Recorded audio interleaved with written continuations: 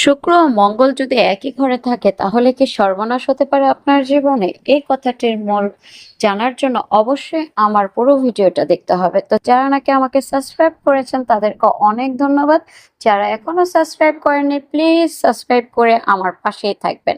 তো এবার চলে যাচ্ছি মূল আলোচনায়। শুক্র আর মঙ্গল যদি একই ঘরে থাকে তাহলে এরা দুইজন হচ্ছে শত্রু। এই দুইজন দুইজনকে দেখতে পারে না। কি হয়? যাদের শুক্র আর মঙ্গল একই ঘরে থাকে তাদের একটু লেট করে বিয়ে হয়, সেটা নারী হোক বা পুরুষ।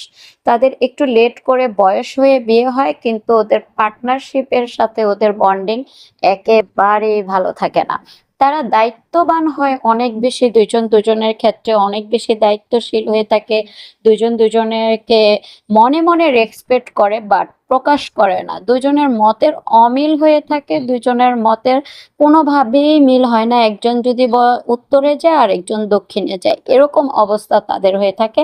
এবং এরা ভুল বুঝে খুব বেশি, দুইজন দুজনকেই অনেক ভুল বুঝে, সঠিক বুঝে না।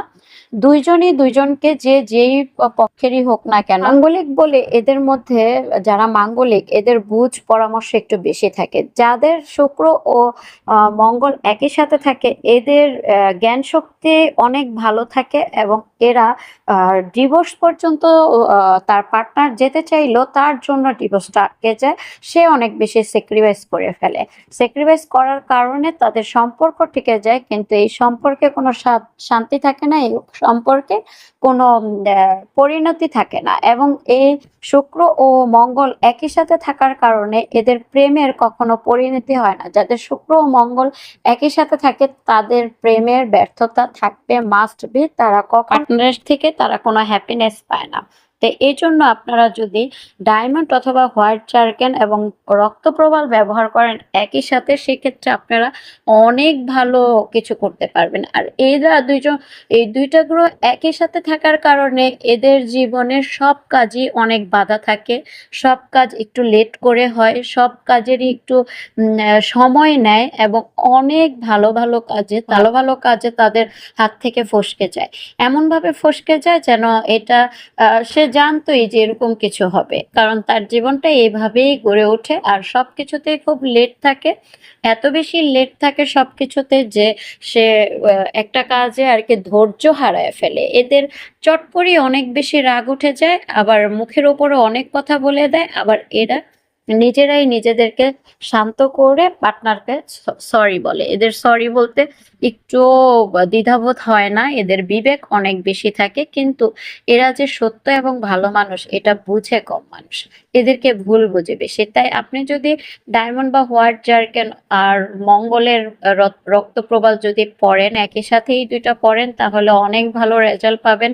আর এদের বিজনেস করতে গেলেও প্রচুর বাধা থাকে, বিজনেসে সহজে সহযোগিতা তো পাই না, এবং বিজনেসে তারা কোনো রকম ভাবেই সফল হতে পারে না। এজন্য এদের চাকরিতেও অনেক দুর্নাম থাকে। তাই এটা যদি আপনারা জারকান আর রক্তপ্রবাল পড়েন অনেক ভালো রেজাল্ট পাবেন আপনারা বিজনেসের ক্ষেত্রে। তবে এদের বন্ধু মহলের তাদের জনপ্রিয়তা অনেক বেশি থাকে।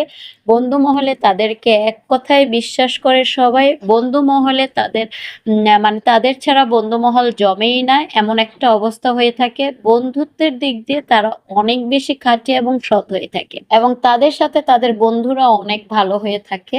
তো পরিবারেরও অনেক ভালোবাসার মানুষ হয়ে থাকে এরা। কিন্তু স্বামী স্ত্রীর ক্ষেত্রে এদের ব্যাপক বাধা, মানে এত বেশি বাধা হয়ে থাকে যে স্বামী স্ত্রীর বনিবনা একেবারেই হতে চায় না।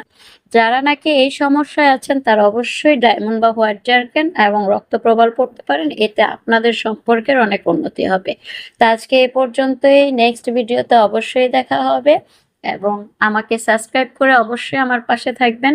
ধন্যবাদ সবাইকে।